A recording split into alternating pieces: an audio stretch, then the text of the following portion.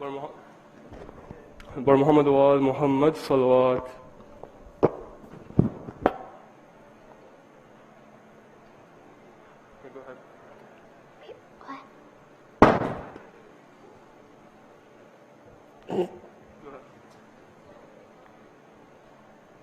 أعوذ بالله من الشيطان الرجيم. بسم الله الرحمن الرحيم. والتين والزيتون وطور سينين وهذا البلد الأمين. لقد خلقنا الإنسان في أحسن تقويم ثم رددناه أسفل سافلين إلا الذين آمنوا وعملوا الصالحات فلهم أجر غير ممنون. فما يكذبك بعد بالدين وليس الله بأحكم الحاكمين. صدق الله العلي العظيم. اللهم صل على محمد وآل محمد.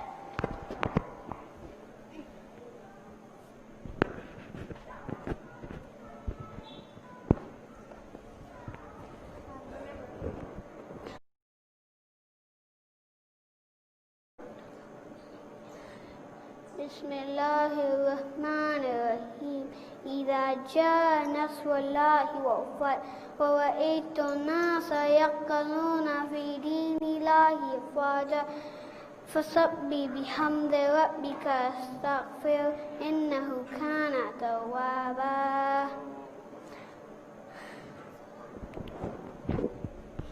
سورة مباركة الفاتحة.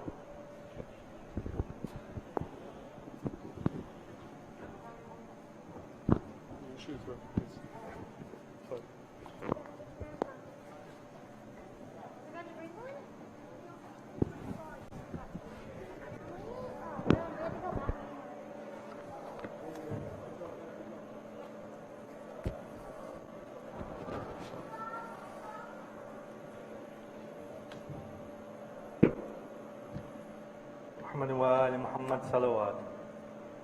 اللهم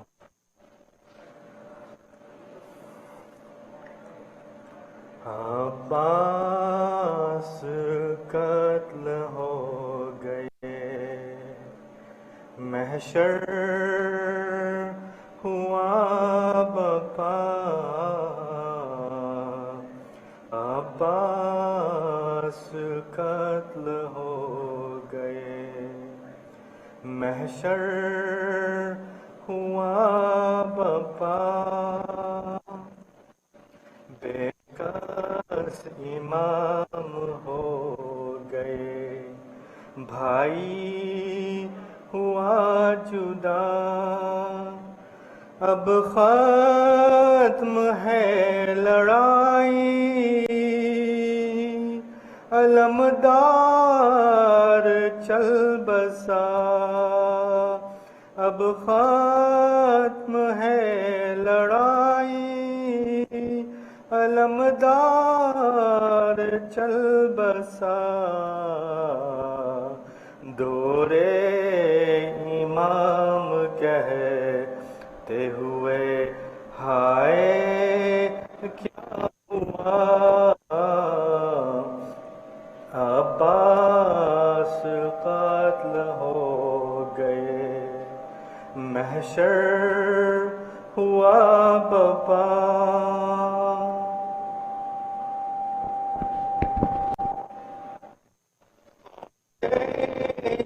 گرتے پڑتے تو دیکھا یہ حال زار پہنچے جو گرتے پڑتے تو دیکھا یہ حال زار شان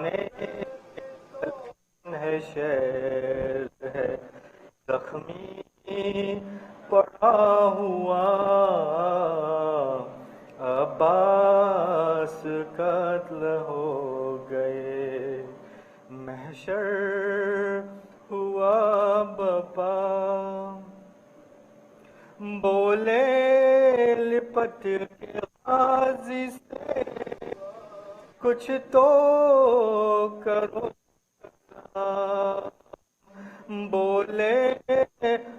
لپٹ کے غازی کچھ تو کرو کلام، کیا حال ہو گیا میرے بھائی یہ کیا ہوا،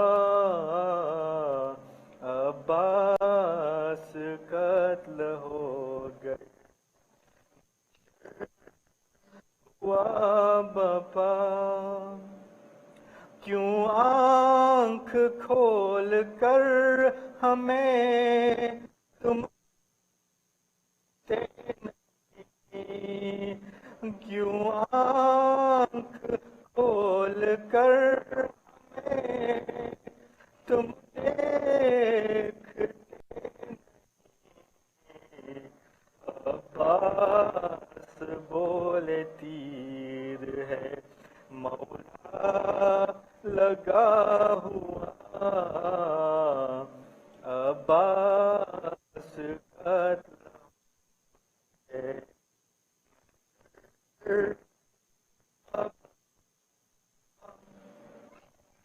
پیاسی سکینہ سے میں بہت شرمسار ہوں، پیاسی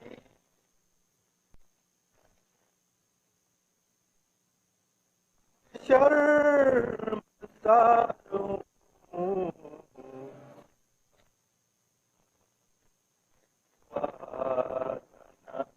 مجھ سے وفا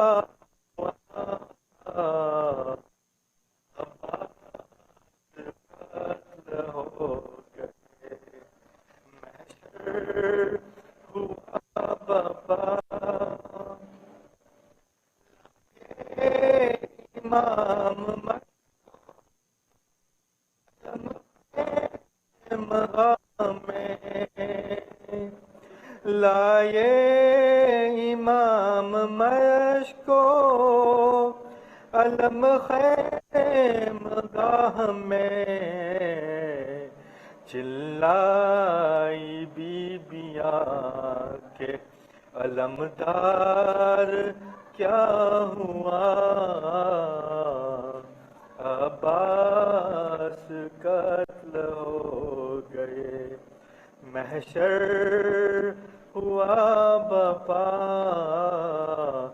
بے کس امام ہو گئے، بھائی ہوا جدا، محمد محمد صلوات۔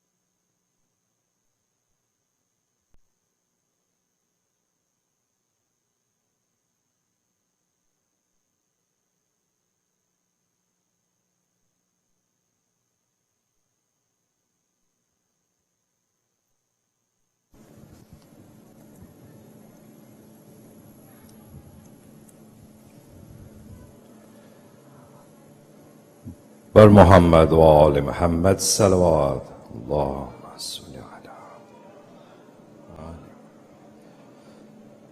بسم اللہ۔ پہنچی خبر جو خیمے میں، عباس چل بسے،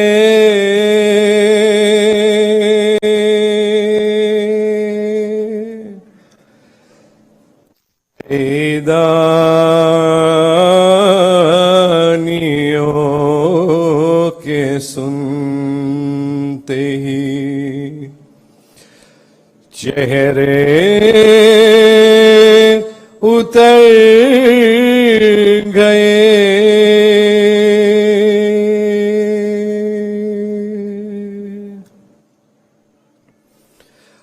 اب تک پلٹ کے آئے نا نہرے فرات سے.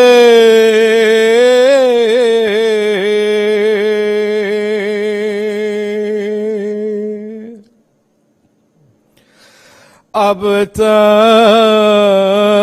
پلٹ کے آئے نا نہرے فرات سے.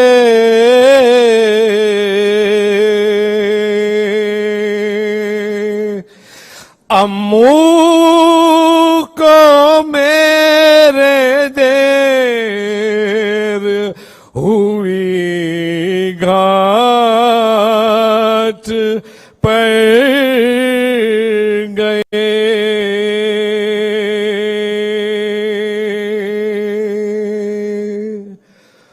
پہنچی خبر جو خیمے میں عباس چل بسے.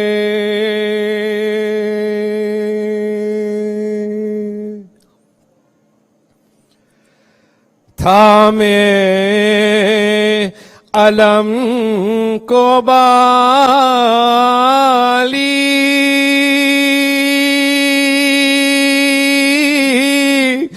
سکینہ یہ کہتی تھی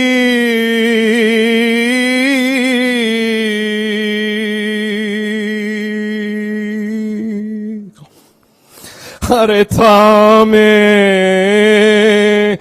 علم کو بالی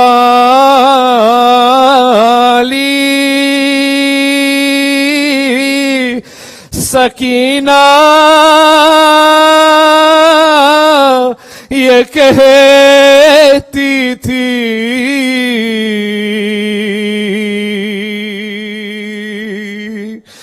اب کیا ملے گا پانی چچا جان چل بسے.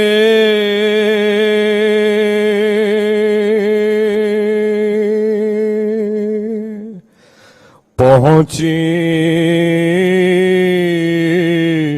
خبر جو خیمے میں عباس چل بسے.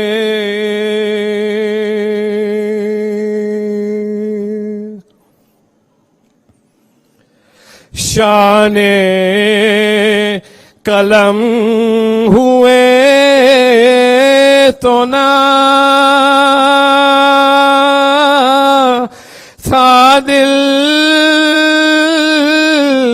پہ کچھ علم.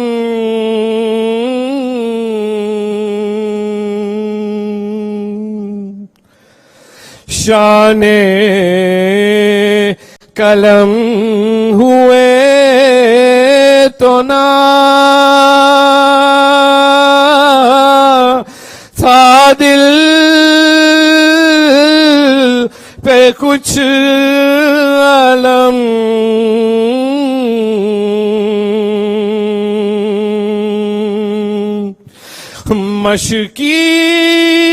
مشکیزہ چھد گیا تو علمدار چل بسے.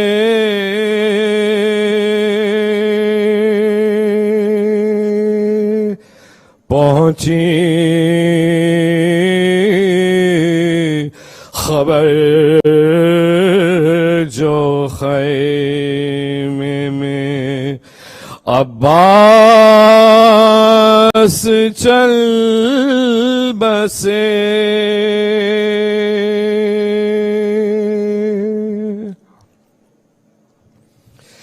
شہ بولے یہ بہن سے کہ زینب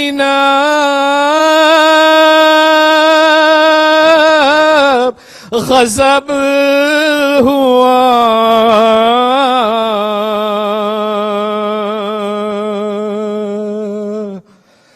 شہ بولے یہ بہن سے کہ زینب غضب ہوا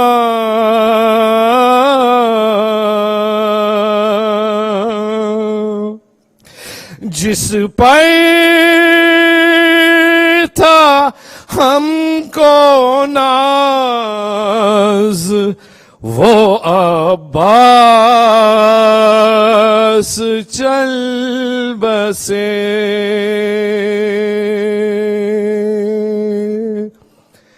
پہنچی خبر جو خیمے میں عباس چل بسے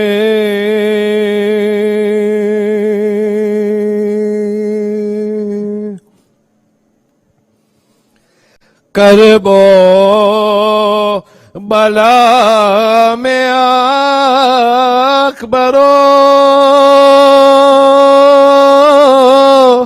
اصغر کی شکل میں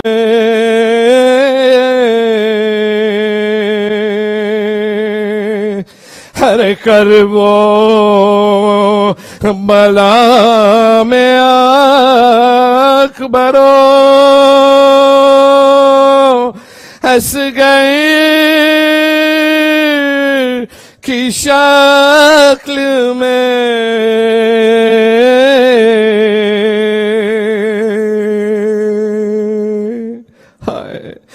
سب فاطمہ کے ہار کے موتی بکھر گئے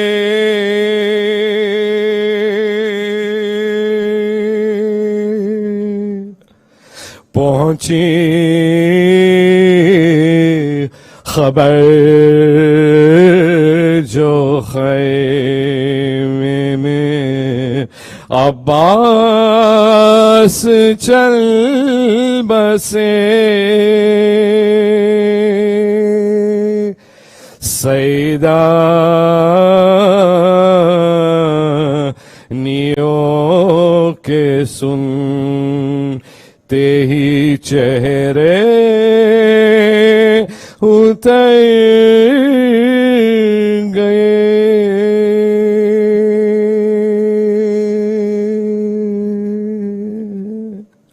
صلوات فرد محمد و آل محمد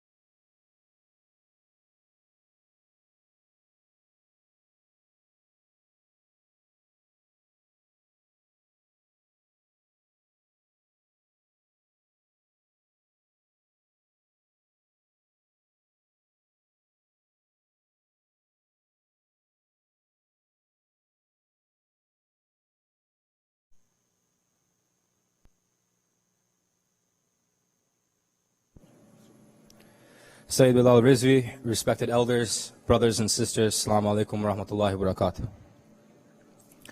Surah Fatiha is requested for the Isal al-Sawab of Marhumin listed on the screen and for all Marhumin. Al-Fatiha. Bismillah.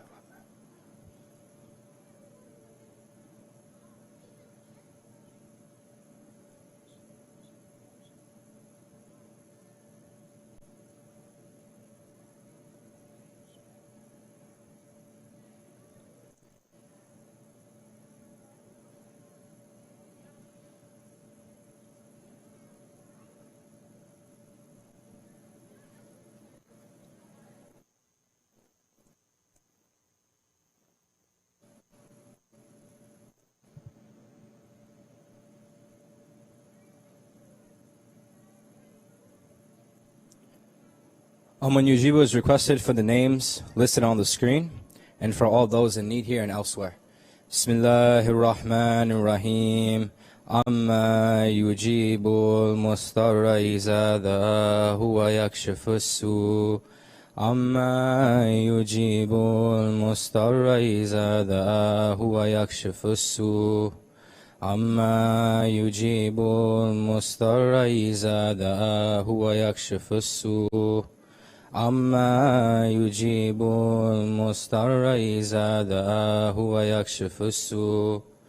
Amma yujibu al-mustarra iza da'ahu wa yakshifu as-su.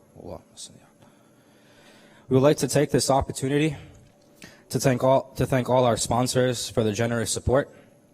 Alhamdulillah, we have reached almost 50% of our target of $80,000 for the Muharram Fund.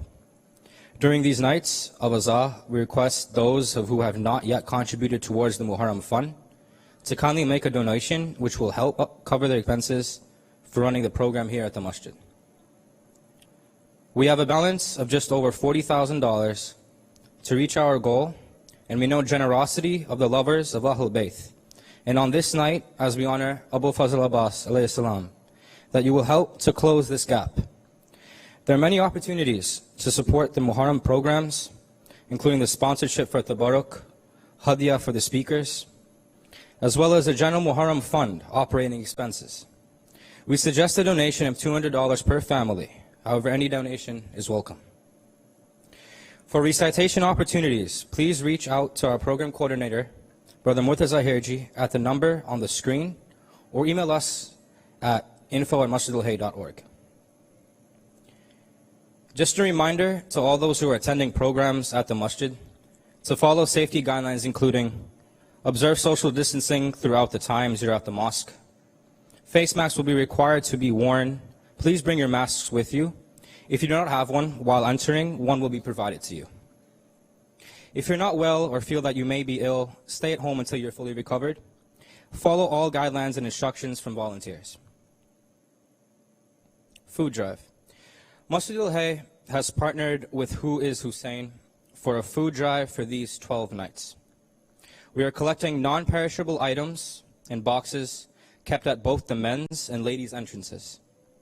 For more information, please check these weekly newsletters or call the number on the screen. A few quick announcements from youth committees. There will be a socially distant youth discussion tomorrow, Wednesday, August 26th, after the main program. Youth ages 16 through 35 are encouraged to attend. Our annual blood drive will be held on Saturday, August 29th from 7 p.m. to 11 p.m. in the Masjid al-Hayy parking lot. Donors will receive a free $10 Fandango promo code and a free wellness check, which includes a COVID-19 antibody test. Please visit the link on the screen to sign up. Youth Committee is selling hoodies for Lebanon. All proceeds will be going straight to Beirut. Also visit the link on the screen to pre-order today. For more information for all these events, check the weekly newsletter, contact 407-408-1048, and check us out on Instagram, Hayy_youth. Thank you. Baraza Town, Yemen and Lebanon campaign menu has 2.5K raised for Yemen and Lebanon so far.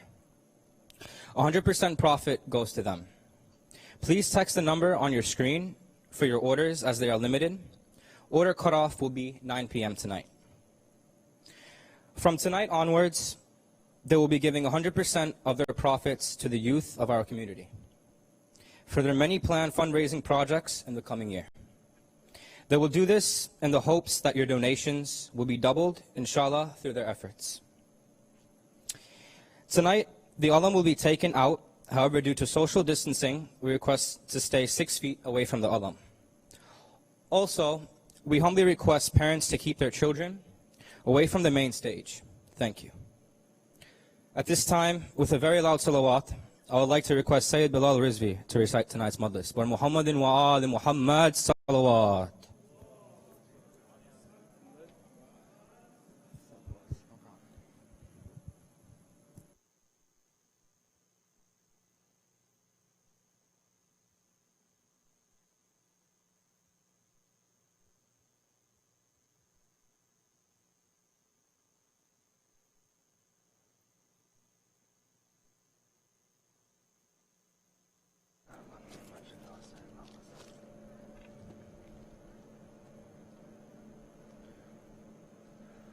رحم الله من قرأ سورة الفاتحة. بسم الله الرحمن الرحيم. الحمد لله رب العالمين الرحمن الرحيم مالك يوم الدين إياك نعبد وإياك نستعين اهدنا الصراط.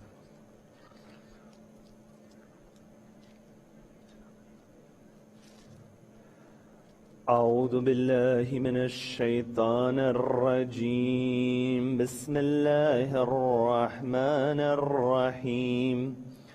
الحمد لله رب العالمين والحمد لله الذي هدانا لهذا وما كنا لنهتدي لولا أن هدانا الله. والصلاة والسلام على إمام القبلتين ونبي الحرمين وأفضل الثقلين وجد الحسن والحسين الذي سمي في السماء بأحمد وفي الأرض بأبي القاسم محمد وعلى أهل بيت الطيبين الطاهرين المعصومين الصادقين والذين ذهب الله عنهم الرجس وطهرهم تطهيرا. اللهم صل وسلم وزد وبارك على صاحب الدعوة النبوية والصولة الحيدرية والإسمة الفاطمية والحلم الحسنية والشجاعة الحسينية والإبادة السجادية والمآثر الباقرية والآثار الجعفرية والعلوم الكادمية والحجج الردوية والجود التقوية والنكابة النكبية والهيبة العسكرية والغيبة الإلهية. اللهم عجل فرجه وسهل مخرجه.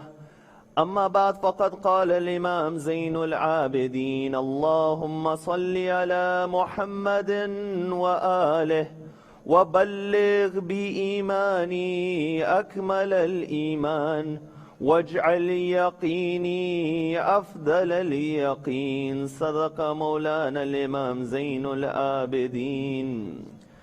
For the love of Ahlul Bayt alayhim as-salam, sallu ala Muhammad wa ali Muhammad. For the love of Fatimatu Zahra salamullahi alayha, a second salawat ala Muhammad wa ali Muhammad. For the hastening of the reappearance of the master of our time, a louder salawat ala Muhammad wa ali Muhammad.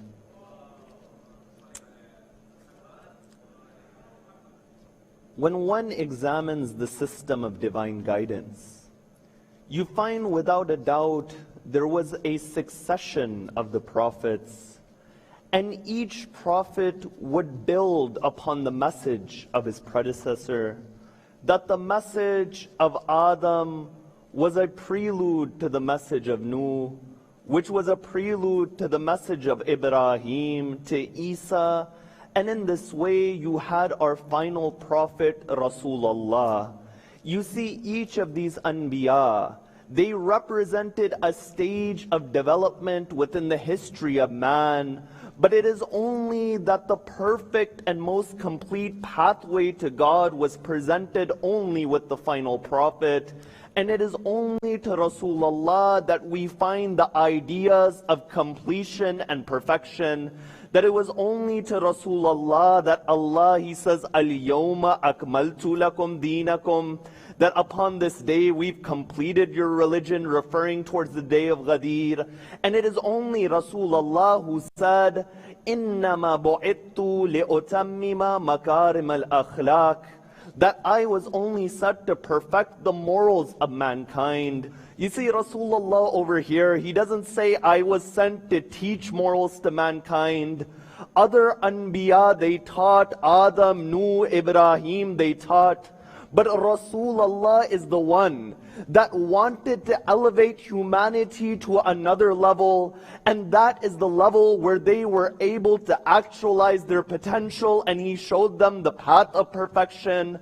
That He says, إِنَّمَا بُعِثْتُ لِأُتَمِّمَ مَكَارِمَ al-Akhlāq. And you find this level of bringing perfection has many different stages, and there were many different acts.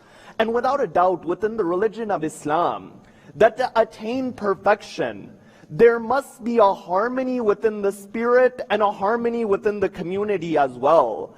And oftentimes the harmony of the community can build a harmony of the spirit. And a harmony of the spirit can build a harmony of the community.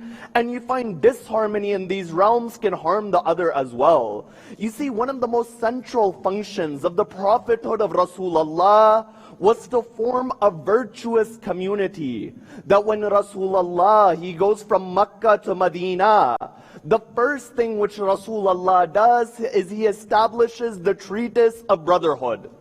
That he would take one from amongst the Ansar and the residents of Medina, and he would take one from amongst the Muhajirun and those who migrated from Makkah, and he would go down the list and he would make them brothers with one another. You find it stated that the Ansar of that time, whatever wealth they had, they would give half of it towards their brethren. And you find in this manner, Amir al-Mu'mineen was made the brother of Rasulullah. So you find Rasulullah, he showed that important function of his messengership was to establish a virtuous community. And there were two realms through which this was done. Number one was the realm of law and rights. That whenever you look at any book of law, you find one section of that is about ibadat and your relationship with Allah. But the second section of most books of law, they regard mu'amalat and how you deal with the society around you. As in one day, they asked Amir al-Mu'mineen in the middle of a battle. They said, Ya Ali, what is Islam? Now, if I were to ask you this question, what is Islam? You find a 2, 3, 4 hour discussion may begin. Amir al-Mu'mineen says, Islam is very simple. He says, it is huququllah wa huququl abd. That Islam is the rights of Allah and the rights of the creation of Allah, and this is the summary of Islam. So you find Rasulullah at one level. He established through the law that everyone has rights. But at the second level, you find Rasulullah would show that there is morality within society, that akhlaq is something which we neglect within our communities. But a virtuous community is a community which has these morals. It's stated in a famous line of Arabic poetry, which I'll translate for you. That line, it states, only those nations survive who their morals survive. But when the morality of that nation, it decays, you find those people, they don't remain. That this can be applied to the community as well. But the question arises, is that how do we know what a virtuous community looks like? And how do we know what the perfection of morals are? If Rasulullah said, I was sent to perfect the morals of mankind, where is this seen and how do we understand this? And without a doubt, one of the most potent sources to understand the perfection of morality is the famous dua from as-Sahifatu Sajjadiyya called Dua Makārim al-Akhlāq, that the supplication of the perfection of morals. This dua, which is dua number 20 from as-Sahifatu Sajjadiyya, though it explains concepts in morality, it really goes to show that the Sahifa of Imam Zayn al-Ābidīn was not just a book of recitations, but rather the Sahifa of Imam Zayn al-Ābidīn was a complete codex on the life of a human being. That if you want to know how you should handle illnesses, you look at the Sahifa. If you want to know how you should handle financial troubles, you look at the Sahifa. When you want to understand Allah, you look at the Sahifa. When you want to understand the Prophet, you look at the Sahifa. And when you want to understand what a virtuous community it looks like, you look at the Sahifa. Because one of the functions of doing this Aza of Sayyid al-Shuhada is to bring the community together with the remembrance of Hussein. That if you ever want to see the power of the harmony of the spirit, then look no further than the day of Ashura. On the day of Ashura, there were 72 individuals, but it is as if there was only one soul and spirit amongst them, that all 72 of them would revolve around that axis known as Hussein. But to attain this reality, you find morality at one level, it plays a part. Imam Zayn al-Ābidīn, when he starts this dua, the first line of this dua, which the Imam says, is that he says, Allahumma salli ala Muhammadin wa alihi. Sallu ala Muhammad wa ali Muhammad. He starts this dua by sending salawat upon the Prophet and Ahlul Bayt. One function of the Sahifa is to teach us how to make dua. The Imam is saying, oh man, just in your life, there is no blessing without Muhammad and Ali Muhammad. When you make dua towards Allah, start by sending salawat upon Muhammad and Ali Muhammad. You see, the Imam, he shows how to make duas. Oftentimes, he does this by showing us that salawat, it precedes duas. But no, other times he shows us how to use the divine names of Allah. You see, oftentimes in the Imam's duas, when he is talking about mercy, he calls Allah Ya Ghafuru Ya Rahim. He says Allah is the forgiving, Allah is the merciful. When he talks about illness, he says Allah is Shafi, the curer. This goes to show that, oh man, when you call upon Allah, correct? Call upon that aspect of Allah which relates to your life at this moment. That you can call upon Allah generally. But there was a tradition amongst the Muslims for thousands of years which is forgotten today. That when they were sick, they would say, Ya Shafi, cure me. Oh, the healer, cure me. When they had financial problems, they would say, Ya Razik, oh, the one who provides, provide to me. You see, this had two impacts. Number one was the spiritual impact of dua. But the second impact it had is that it led to a realization that when you were ill, you would say the name Shafi, the one who cures. You would think to yourself that why am I worried about this illness? Why am I hopeless? If Allah is the one who cures, there is always a way out, for He is the one who cures. You know, a doctor doesn't give health. A doctor doesn't give health. A doctor can give you a medicine to cure an illness or to prevent illness. But no doctor will ever say, I am the one who gives health. So you find this reality is there. Imam Zayn al-Ābidīn, after sending salawat within this dua, he says, وَبَلِّغْ بِإِيمَانِ أَكْمَلَ الْإِيمَانِ وَاجْعَلْ يَقِينِ أَفْضَلَ الْيَقِينِ. The Imam says in this dua about morality, Oh Allah, allow my iman and belief in you to be the most perfect of belief. And allow my certainty in you to be the best of certainty. You see, today, in moral theory, they discuss, is that how can we have a moral society? Some, they came forth, and they said the only way to have a moral society is by educating the masses. I say, go to the top universities within the world. go to the Sorbonne, go to Harvard, go towards Princeton, and look at the actions which some of the top students they carry out. Look at the scandals coming from some of the top universities.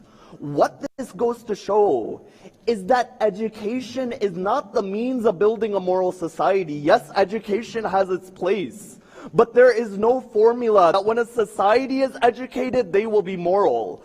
Imam Zayn al-Ābidīn over here, he gives the formula. Before he talks about any of the perfection of the morals, he says, ask Allah to make your iman the most complete of iman. Imam Zayn al-Ābidīn is showing that if you want a society and a system where morality is at its perfection, and you want to move away from a relativistic moral theory, then you can only do this by having belief in the absolute in Allah. That he says, oh Allah, make my belief the most perfect of belief.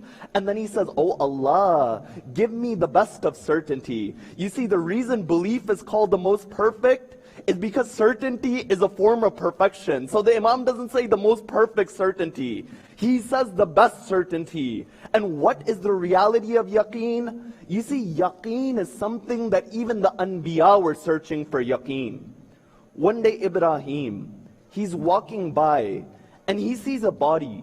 Half of that body is in the river, half of that body is in the land. And the part of the body in the river, you find that those creation from the ocean were eating the part in the river. And the creatures and the animals of the land were eating the part of the body on the land.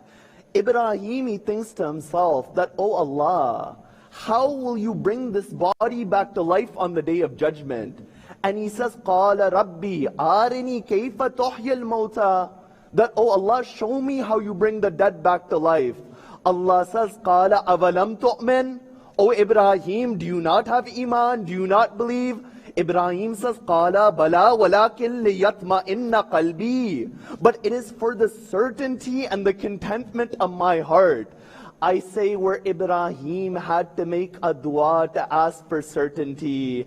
Amir al-Mu'mineen, he says, Lo kushifa liyal ghita ma azdadtu yaqeena. That if the veils were removed from the eyes of Ali bin Abi Talib, it wouldn't increase his certainty. Because Amir al-Mu'mineen is at the maximum level of yaqeen. Amir al-Mu'mineen is at the maximum level of yaqeen. You find that it is the reality of the Imam, that this stems from the fact of the servitude of the Imam towards Allah. You see, the Quran, it says, وَعْبُدْ رَبَّكَ حَتَّى يَأْتِيَكَ الْيَقِينَ. That, oh man, worship Allah until you attain certainty. Of course, some of the Mufassirun say that certainty over here is death. Because the moment you die, the most staunch atheist will be certain he was wrong, and the most staunch believer will know that he is on the path of Iman. So you find this reality is there, that to perfect your servitude to Allah is to perfect your certainty on Allah. And tonight we remember that man who was called Abdus Saleh within his ziyarah, that righteous servant of Allah. You see, one of the secrets of Abbas was the certainty in the heart of Abbas. That Abbas, he recognized which path he was on. You know, it's stated on the day of Siffin, right? When Amir al-Mu'mineen, he comes out on the day of Siffin. On one side was Imam Hassan. On the other side was Imam Hussein. In front of him was Muhammad al-Hanafiya. Behind him was Aba Fadl Abbas. Ali went in this manner on the day of Siffin. When Amir al-Mu'mineen, he goes, you find that Aba Fadl Abbas, he comes out to the battlefield. But when Abbas, he went to the battlefield, the face of Abbas was covered. As Abbas was fighting, the people, they began to think that it is Amir al-Mu'mineen who is fighting. But as they're looking at the army of Ali bin Abi Talib, they see that the Imam, he comes out from the heart of the army. They begin to think to themselves that if Ali is over there, then who is this man who fights in the mannerisms of Ali? They say, who are you? Abbas, he looks towards his father. The Imam says, don't show your face yet, Abbas. They ask a second time, it is only on the third time that Abbas, he removes the veil off his face. He says, Ana Qamar Bani Hashim, that I am the moon of Bani Hashim, I am Aba Fadl Abbas. You know what they say? They say that there are already 2 moons in the army of Ali, Hassan and Hussein. Aba Fadl Abbas, he shows his understanding of whom the Imam was. He says that they are the sons of Muhammad, and I am the son of Ali. It is the job of the son of Ali to protect the sons of Muhammad. And then he says, I am the arm and they are the eyes. It is the job of the arm to protect the eyes. So you see, this is that Abbas, the one with Iman Abbas, the one with Yaqeen Abbas. So Imam Zayn al-Ābidīn in this dua, he says, O mankind, before you discuss and you ask for any moral trait, ask for certainty and ask for belief in Allah. Then after that the Imam says, وَأَعِزَّنِي, O Allah, honor me. وَلَا تَبْتَلِيَنِّي بِالْكِبَرِ. But O Allah, when you honor me, do not afflict me with arrogance. You see, the reality of arrogance is this, is that Allah throughout history, He brought down the most arrogant of the tyrants with the most simplest of things. You see, the people of Ad, whom Nabi Hud was sent to, they built their homes within the mountains, and those structures they would build in the mountains, they would think to themselves that nothing can happen towards us. But what does Allah do? He takes something simple. He takes wind, which is pleasurable for you and I. And He says, وَأَرْسَلْنَا عَلَيْهِمْ رِيحًا صَرْصَرًا. That we sent a windstorm to them and we destroyed the people of Ad. The people of Thamud, who Nabi Saleh was sent to, that when they slaughtered the she-camel of Saleh, which was called a sign of Allah, Allah, He brought a punishment, but how? There was a screech which was made and they died. Now I'll give you one more example from the life of the Prophet. You know, Abu Jahl, he had a slave by the name of Abdullah bin Mas'ud. Abdullah bin Mas'ud, number one, he was of a darker complexion. And number two, he was a very short individual. They say that when Abdullah bin Mas'ud would stand, it looked like as if he was sitting. So one day, Rasulullah says to Abdullah bin Mas'ud, that, "Oh Abdullah, bring me that bowl within which I do wudu." When he brings that bowl, and he reaches for the bowl, another companion, he saw the legs of Abdullah bin Mas'ud. He said, "Ya Rasulullah, look how skinny his legs are. They look like the branch of a tree."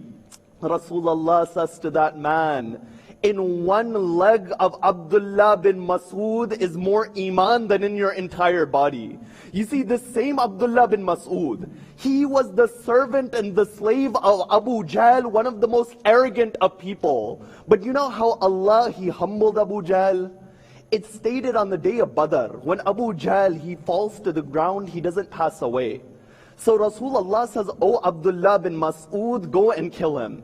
Now when Abu Jahl, he sees Abdullah bin Mas'ud, he says that, "How I wish one of the warriors of Quraysh killed me.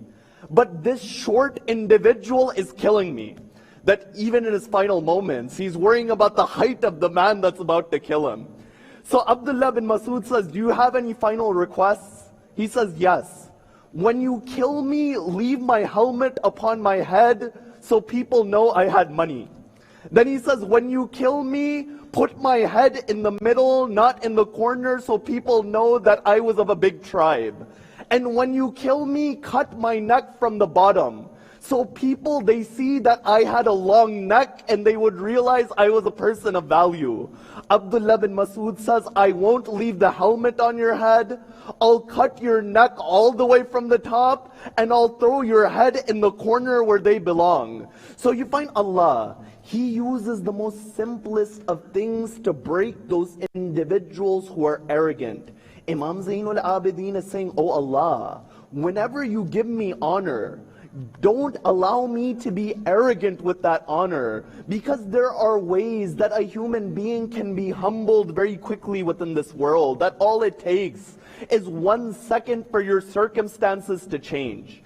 After that, Imam Zayn al-Ābidīn in another line, he said that, "Oh Allah, ajri linnasi ala yaday al-khair," that, "Oh Allah, allow from my hands for good to flow towards the people."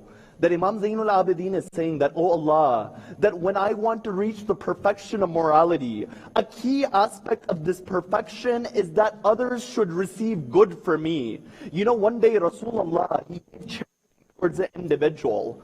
After he gave charity towards that man, Rasulullah, he kisses his hand. They said, "Oh Rasulullah, why are you kissing your hand?" Rasulullah says, "Do you not know I just did the ziyarat of Allah?" They said, "What do you mean the ziyarat and the visitation of Allah?" Rasulullah says, "No, you don't understand. Have you not read the Quran when it says, Alam ya'lamu anna Allah huwa yaqbal at-tawba min an ibadihi wa ya'khudu sadaqat?" That Allah, He says that He accepts the repentance of His servants. Allah is the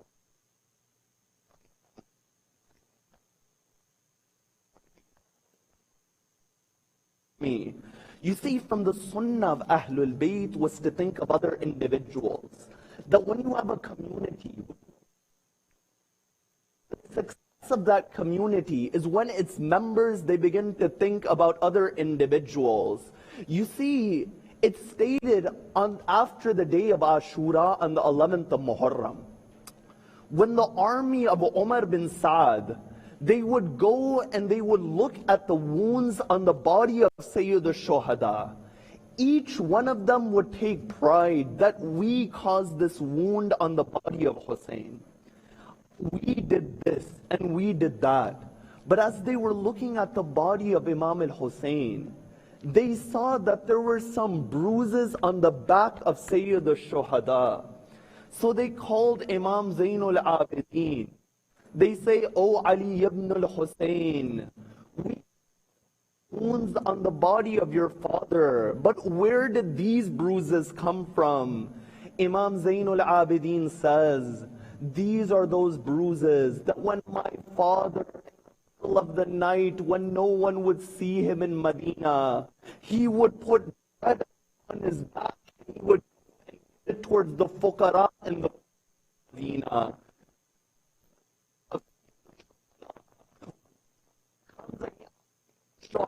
"Oh Imam, can you give me from your wealth?"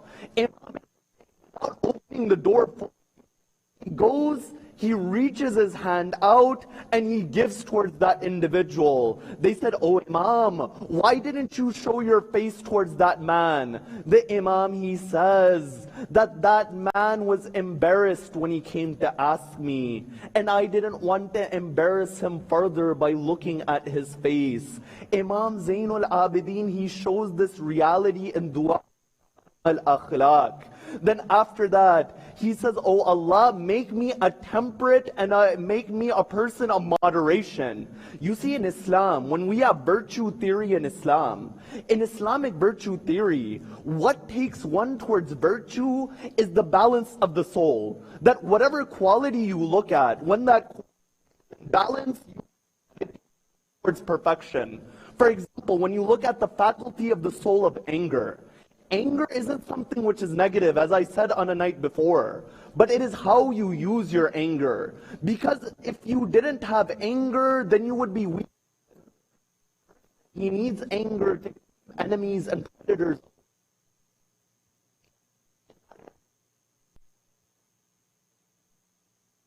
When this faculty of anger is used in balance and in perfection, you find that it becomes shuja'at and bravery. You know, one day it's stated that Imam Zayn al-Ābidīn, as he was within his home, one of the servants of the Imam poured hot water on Imam Zayn al-Ābidīn by accident. That servant recited, "Al-Qādimīn al-Ghayd," and those al-Ābidīn says, I didn't have anger at this moment. Then the servant says, وَعَافِينَ عَنِ النَّاسِ, and they do good to the people. Imam Zayn al-Ābidīn says, you are free of Allah. That this is Zayn al-Ābidīn. Now I'll give you another example. When you take desire, correct? A person who doesn't desire becomes lethargic. But the one whose desire is at an excess amount, he becomes animalistic. But when that desire is in moderation, you find that it becomes purity within the heart of that individual. And in this manner, you find there is adala and justice. He would give this dua about the perfection of morality. Within his life, he would practically manifest. One day a man in Medina,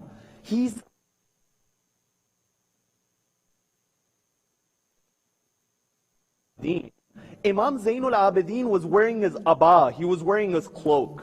The man, he pulls the cloak of Imam Zayn al-Ābidīn. He recites the verse. He says, وَيَوْمَ تَقُومُ السَّاعَةُ يَوْمَئِذٍ يَخْسَرُ الْمُبْتِلُونَ. That upon that day, those who inflicted towards others challenges, they will be the that man, he says, Dean recited the verse of the Quran. I was so overtaken that I've never been this overtaken in my life. I said to him, can you recite the verse again? He recites the verse again. I said, oh my master, is there any forgiveness for me? Imam Zayn al-Ābidīn says, if you take care of one thing, I will promise you one thing. He says, what should I take care of? The Imam says, if you don't go towards this sin again, I will promise my intercession towards you. You see, this is the akhlaq of Imam Zayn al-Ābidīn. And you find it is this Imam Zayn al-Ābidīn who would view his uncle Abbas with virtue. You see, tonight is the night of Aba Fadl Abbas. Tonight I didn't come to recite in detail. Tonight is the night of the Masayib of Abbas. But before I come to the Musib of Abbas, who is Abbas? You see, in history, there have been 124,000 prophets, the Anbiya. You find there have been a countless number of their successors, the Awsiya. But in history, if there was anyone who had the right to be called Misbahul Huda, the lamp of guidance, that right is the right of Hussein. But whenever you have the sun or you have any form of light, you find there are rays which come out of that light. That lamp of guidance, Hussein. You see, the rays which come out of that lamp are the Shohada. That they reflected the message of Hussein. But in a way, the sun has its ultimate reflection in the moon. Out of the army of Hussein, there was one person who was the ultimate reflection. That one person was Abbas, the moon of Banu Hashim. You see, it was a tradition amongst Arabs that whenever they wanted to compare the beauty of someone to something, right? They would compare the beauty of that person towards the moon. That's why Abu Talib was called Qamarul Batha, the moon of the valley of Makkah. The father of the Prophet was called Qamarul Haram, the moon of the Haram. But no, Abbas was called the moon of Banu Hashim. You see, the moon has certain qualities in relation to the sun. That when the sun is out, do you ever see the moon? You don't see the moon. Now when people ask, why is it that we don't have this many traditions from Abbas? Or we don't have this many sermons from Abbas? I say Abbas was the moon when the sun of Imamat is there. You find Abbas knew what his position was.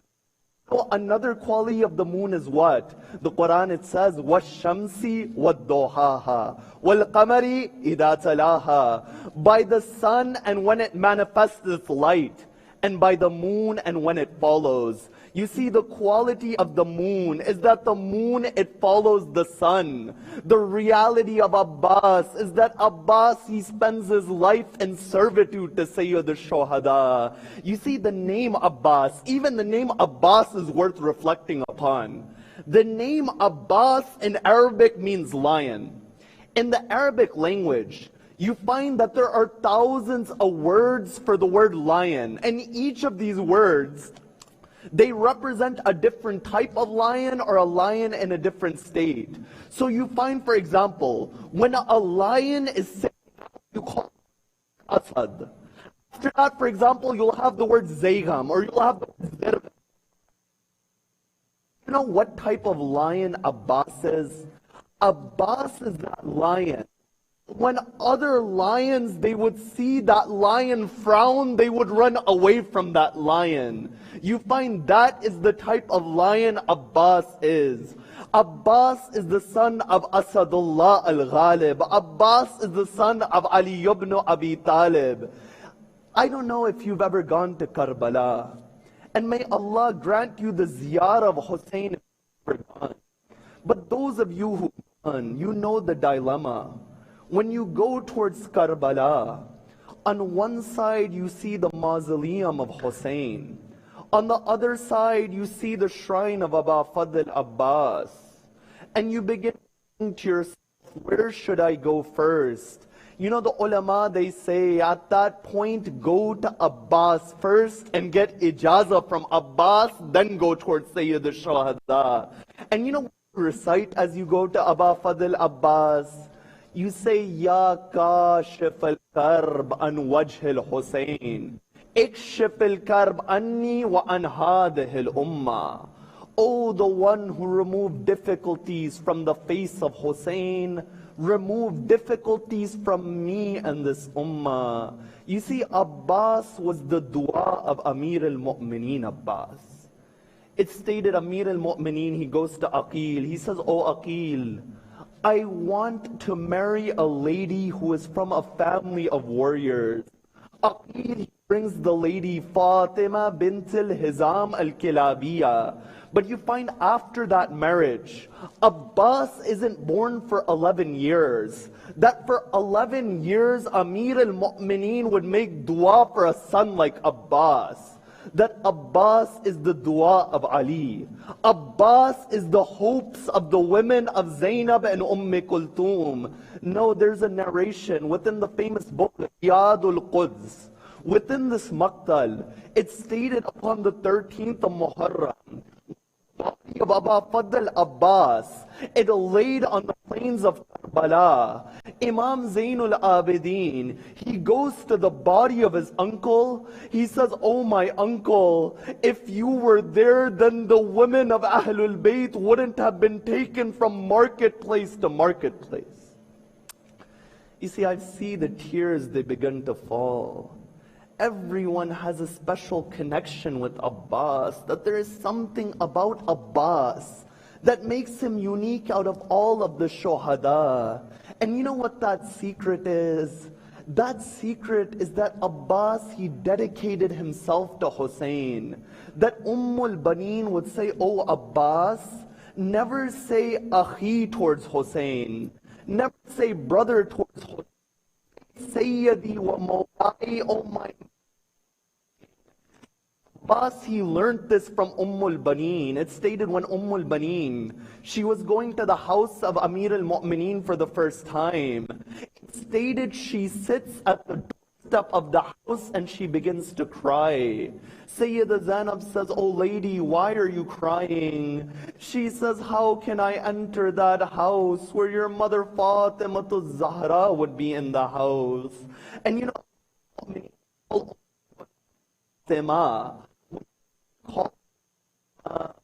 you find there would be tears from the eyes of Ali bin Abi Talib.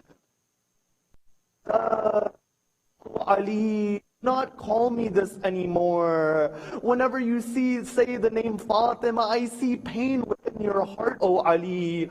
Oh Ali, from now on call me al-Baneen, the mother of the sons.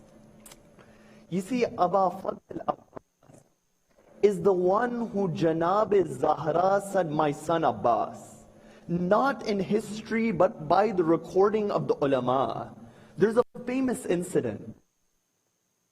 Lady, Karbala, made dua by the shrine of Imam al-Hussein. One day within her dream, she sees Fatimatu Zahra. And Fatimatu Zahra had a gathering. When she went to that gathering, Zahra says, "You don't have permission to come to my gathering." She says, "Oh lady, oh daughter of the Prophet, why don't I have permission?" She says, "It's because you don't visit my son." She says, "I sit all day at the shrine of your son Hussein." Janab Zahra, she says, "I don't mean the shrine of my son Hussein, I mean the shrine of my son Abbas." You see, whenever any of the sons of Amir al-Mu'mineen was born, Imam Ali would kiss them on the forehead. When Imam Hussein was born, he kissed Imam Hussein on the forehead. When Imam Hassan was born, he kissed Imam Hassan on the forehead. But you know what he does when Abbas was born? He kisses the arm of Abbas. Baneen, she begins to cry. She says, "My master, why is it that you only kiss the arm of Abbas? Is it because Abbas is the son of a slave, Baneen?" Amir al-Mu'mineen says, "Oh Baneen, this is not the reason. The reason is, it is these arms which will be cut on the day of Ashura, O Baneen." You see, the musibah of Abbas is that musibah which hurt the heart of Sayyid al-Shuhada. Akbar died on the day of Ashura. Qasim was martyred on the day of Ashura. But it's only at the body of Abbas that Hussein says, "Al-an inkasara dari," that now my back has been broken, O Abbas. You see, there was one alim. He sees Sayyid al-Shuhada within his dream. When he sees the Imam within his dream, he saw that the body of the Imam was covered within wounds from the head of the Imam to the feet of the Imam. He says, "That day I went to a majlis. After coming back from the majlis, I saw the Imam again within my dream. But now the Imam, his body wasn't covered in wounds. Now there were only 2 wounds on the body of Hussein. One was on the chest, the other was on the back. I said, "Oh master, where are the wounds on your body?" The Imam says, "Oh my reciter, whenever my followers, they cry over me, all of the wounds, they go away." But he says, "Then why are there 2 wounds? One on the chest and one on the back?" The Imam says, "There are 2 wounds that no matter, it'll never go away. The one on the chest represents Akbar. On the back, it represents Abu Fadl Abbas." I've left the musibah. The day of Ashura, it came. Akbar goes to the battlefield, Abbas is waiting. Qasim goes to the battlefield, Abbas is waiting. One point it comes, Abbas, he comes to Sayyid al-Shuhada. He says, "Oh my master, give me permission." The Imam says, "Ya Abbas, anta sahibu liwai, ya Abbas." "Oh Abbas, you carry the alam, O Abbas." "Oh Abbas, you are the flag bearer of my army, O Abbas." Maktal, it says, فَالنَّظَرَ إِلَى يَمِينِ وَالشِّمَالِ. Abbas to the right, to the left. He says, "Oh my master, which army am I the flag bearer of? Who is left within this army?" Sayyid al-Shuhada doesn't give Abbas permission. That point it comes where the niece of Abbas, Sakina, says, "Hey uncle, can you bring us water?" Sayyid al-Shuhada gives permission. Abbas, he goes towards the Furat. When Abbas, he goes towards the Furat, it's stated he picks the water of the Furat and he throws it away. You know, I don't know what Abbas he saw in that water, but one poet would say that perhaps it was the reflection of Sakina that Abbas saw in the water. Abu Fadl Abbas, he says, "Ya nafsu min ba'd al-Husayn huni wa ba'dahu la kunti an takuni. Hada al-Husayn waridun المنون وتشربين بارد الماء. He says, O soul, you are about to drink water. Hussein is about to drink from the sharbat of death, and you are about to drink water.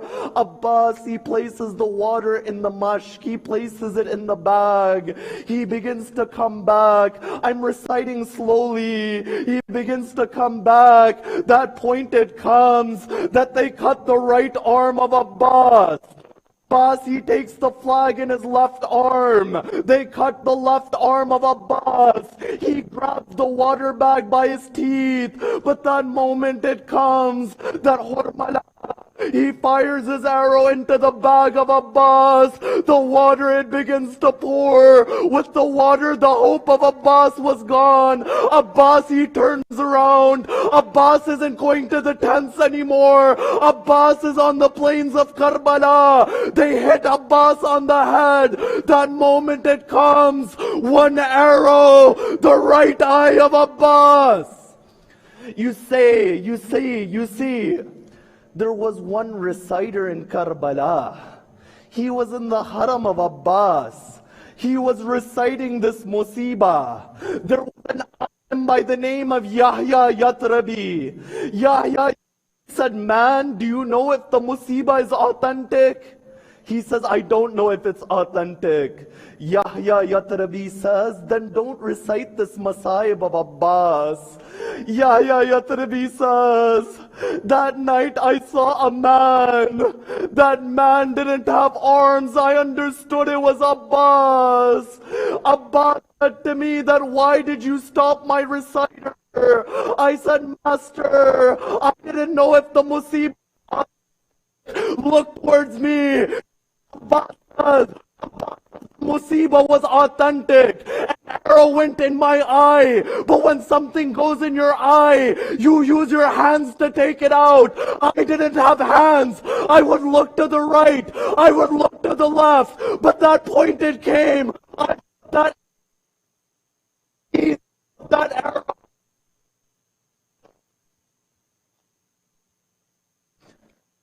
The Messiah of Abbas.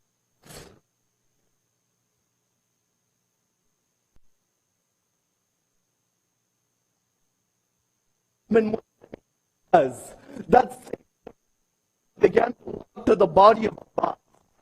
When Sayyid al-Shuhada was walking to the body of Abbas, Hamid bin Muslim, he says, I would see Hussein pick something up and put it towards his chest. Then Hussein would go further. He would pick another thing up and he would put it to his chest. I wanted to see what it was. He says, when I got closer, I saw it was two cut arms, that it was the arms of Aba Fadl Abbas. You know the rest of the musibah. It stated when the caravan of Ahlul Bayt, when they returned towards Medina, Imam Zayn al-Ābidīn, he says, O Bashir, that do you recite poetry in the way your father recited poetry? Bashir says, yes, I do.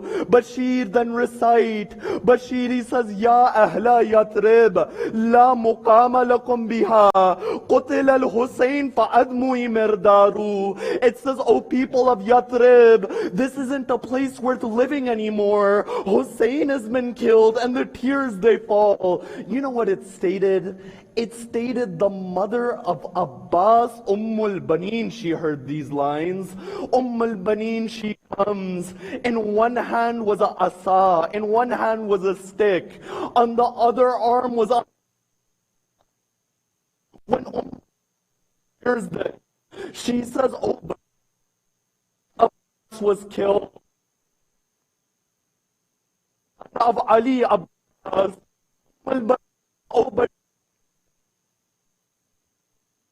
how how was my Abbas killed? They said, oh lady, a sword struck Abbas on the head. But she says, oh Bashir, I am the mother of Abbas. How is it that a sword could kill Abbas?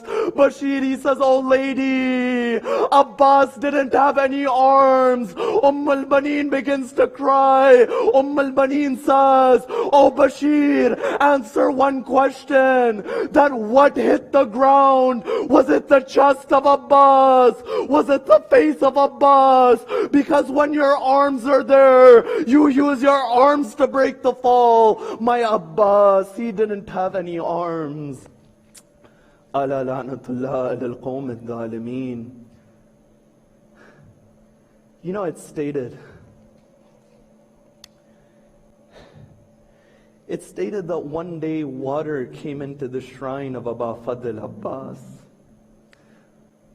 And when water went into the shrine of Aba Fadl Abbas, they asked the famous scholar Sayyid Mahdi Bahar al-Ulum to help with the reconstruction. As they were taking the water out from the grave, you find a man says to Sayyid Mahdi Bahar al-Ulum, oh Sayyid, in your masayib, you would always recite that Abbas was a very tall individual. But why is it that the grave of Abbas is so small? Sayyid Bahar al-Ulum, he takes his turban off. He says, oh man, how I wish you didn't ask me this question. He says, Abbas is that shaheed that not only did they cut the neck and the arms of Abbas, but they would hit the body of Abbas. That Abbas's body, it was broken into pieces. Ya Abbas.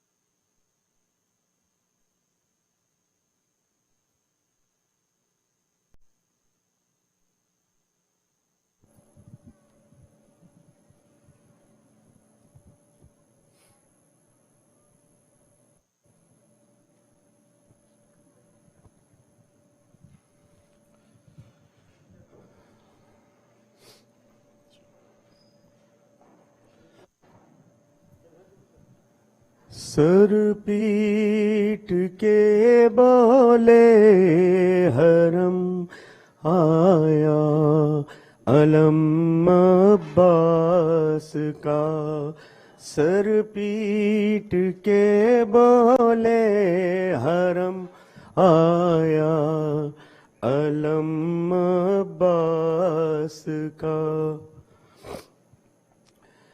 पंजा नजर जब आ गया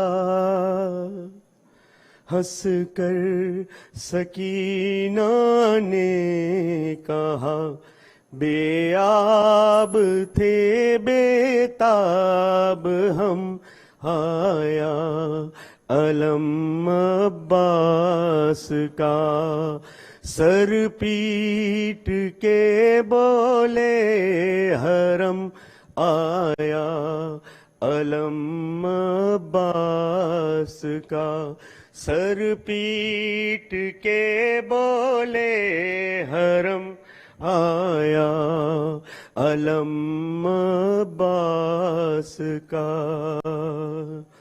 मशकी ज़बिन्ते शाह का चोबे अलम अब्बास मशकी ज़बिन्ते शाह का चोबे अलम से है बंधा किस शान से अहले गम आया अलम अब्बास का सर पीट के बोले हरम आया अलम अब्बास का सर पीट के बोले हरम आया علم عباس کا،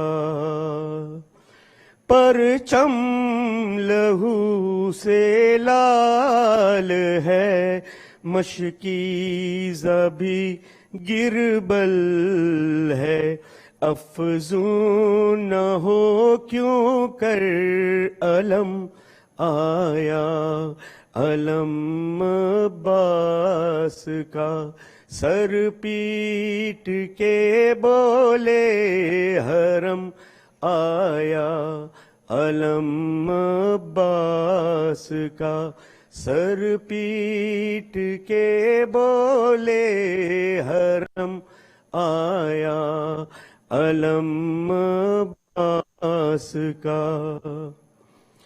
زینب نے رو رو کر کہا، نادان تو سمجھی ہے کیا، جب لائے سلطان امم آیا علم عباس کا، سر پیٹ کے بولے حرم آیا علم عباس کا، سر پیٹ کے بولے حرم آیا علم عباس کا۔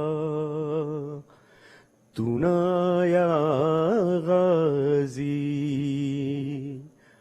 جب ردا سر سے چھنی، میں صدا دیتی رہی، تو نہ آیا غازی۔ آل عمران کہاں اور زندان کہاں، یہ بہن قید ہوئی ہے، تو نہ آیا غازی،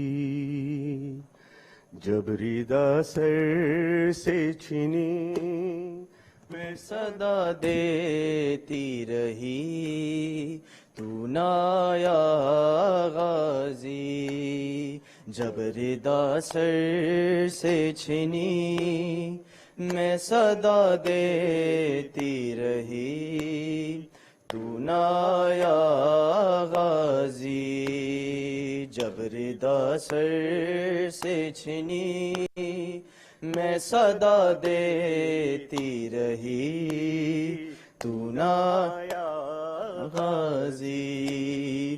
آل عمران کہاں اور زندان کہاں، یہ بہن قید ہوئی، تو نہ آیا غازی، جب ردا سر سے چھنی، میں صدا دیتی رہی، تو نہ آیا غازی، جب ردا سر سے چھنی، میں صدا دیتی رہی، تو نہ آیا غازی۔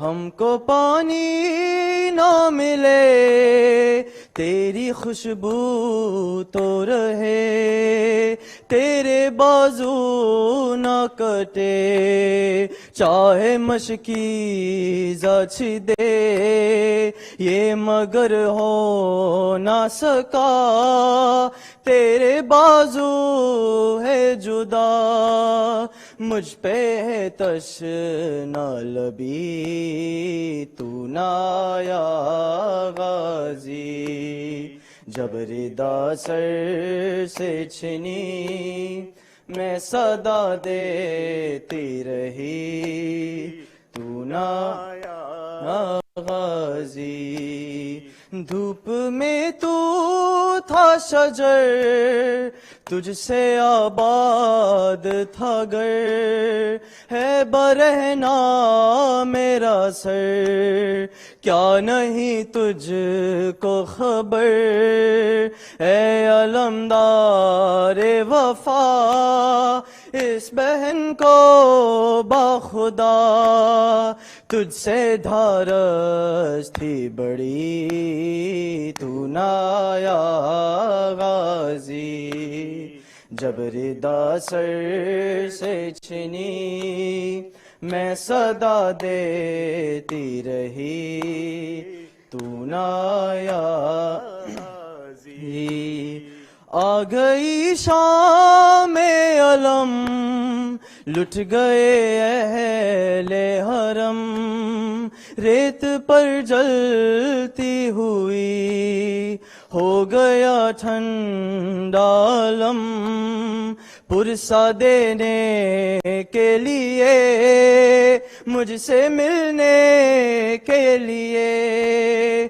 آ گئے بابا علی، تو نہ آیا غازی، جب ردا سر سے چھنی میں صدا دیتی رہی، تو نہ آیا غازی، کیا کہوں شعر میرے بے ردا ہم کو لیے، یہ مسلمان سارے شہر در شہر گئے، خلقت کوفہ کبھی، خلقت شام کبھی، اور ہاں ہم پہ ہنسی، تو نہ آیا غازی، جب ردا سر سے چھنی میں صدا دیتی رہی، تو نہ آیا غازی، کتنی بے باس تھی بہن اے شہنشاہ وفا، نام لے لے کے میرا جب یہ ظالم نے کہا، ناز تھا جس پہ تجھے اب بلاؤ نہ اسے، اور میں روتی رہی، تو نہ آیا غازی، جب ردا سر سے چھنی میں صدا دیتی رہی، تو نہ آیا غازی، قید خانے میں قضا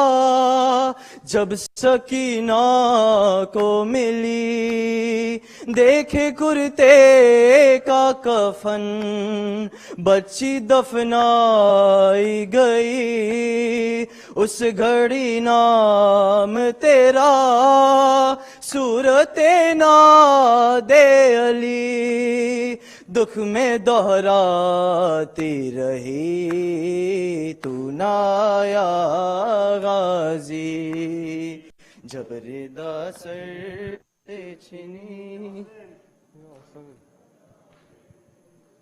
رہی، تو نہ آیا غازی، ہائے علمدار ہائے علمدار ہائے علمدار ہائے علمدار ہائے علمدار ہائے علمدار، کہتے تھے کہ یہ سید ابرار، ہائے علمدار ہائے ہائے علمدار ہائے علمدار، یہ حال ہے لاشے کا سنبھالا نہیں جاتا، سنبھالا نہیں جاتا، تیر آنکھ سے بائی کی نکالا نہیں جاتا، نکالا نہیں جاتا، داد کو آ جائیے یا حیدر کرار، ہائے علمدار ہائے علمدار ہائے علمدار ہائے علمدار زینب نے تیری آس پہ چھوڑا تھا مدینہ چھوڑا تھا مدینہ میں کیسے بتاؤں اسے سقائے سکینہ سقائے سکینہ مارا گیا زینب تیری چادر کا نگہدار ہائے علمدار ہائے علمدار ہائے علمدار ہائے علمدار تم قتل ہوئے ہم پہ بھی چل جائے گی ہمشیر چل جائے گی شمشیر اغیار میں رہ جائے گی تنہا میری ہمشیر تنہا میری ہمشیر زینب کی ردا بچنے کی باقی نہیں آسان ہائے علمدار ہائے علمدار ہائے علمدار ہائے علمدار جس طرح سے گھر لائے تھے مسجد سے علی کو مسجد سے علی کو اس طرح سے لے جائیں گے خیمے میں جری کو خیمے میں جری کو اکبر میرے بھائی کا جنازہ کرو تیار ہائے علمدار ہائے علمدار ہائے علمدار ہائے علمدار بازو بھی قلم ہو گئے اے بازو شبیر اے بازو شبیر ٹکڑے ہے بدن آنکھ میں پیوست ہوا تیر پیوست ہوا تیر کس نے یہ میری ماں کی دعاؤں پہ کیا وار ہائے علمدار ہائے علمدار ہائے علمدار آتی ہے صدا لوٹ لو ناموس نبی کو ناموس نبی کو ہمارے نام ہے حسین ابن علی کو حسین ابن علی کو مرنے پہ تیرے جشن مناتے ہیں ستمگار ہائے علمدار ہائے علمدار ہائے علمدار ہائے اکبر ہمیں مشکل سے بہت لائے ہیں بھائی بہت لائے ہیں بھائی میدان میں گرتے ہوئے ہم آئے ہیں بھائی آئے ہیں بھائی آنکھیں تو ذرا کھولو میرے مونس غم خوار ہائے علمدار ہائے علمدار ہائے علمدار دار ایک بات تمہیں کرب کی بتلاتا ہوں بھیا بتلاتا ہوں بھیا جب بھی کوئی معصوم کے مارے گا تماچا مارے گا تماچا رو رو کے پکارے گی سکینہ تمہیں ہر بار ہائے علمدار ہائے علمدار ہائے علمدار ہائے علمدار کہتے تھے کمر تھام کے یہ سید ابرار ہائے علمدار ہائے علمدار ہائے علمدار ہائے علمدار الفاتحہ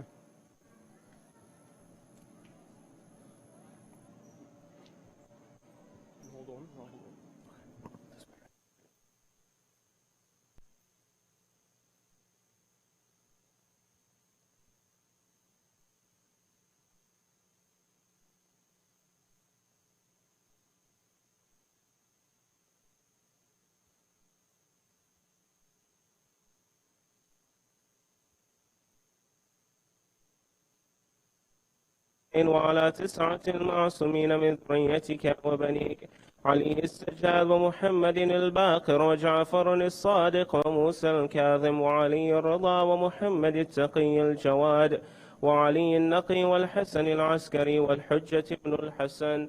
السلام عليك يا مولانا يا صاحب العصر والزمان وخليفة الرحمن وشريك القرآن وكعبة الإيمان وإمامنا وإمام الإنس والجان. السلام عليكم ورحمة الله وبركاته. بسم الله الرحمن الرحيم. اللهم كن لوليك الحجة ابن الحسن صلواتك عليه وعلى آبائه في هذه الساعة وفي كل ساعة وليا وحافظا وقائدا وناصرا ودليلا وعينا حتى تسقنه أرضك طوعا وتمتعه فيها طويلا.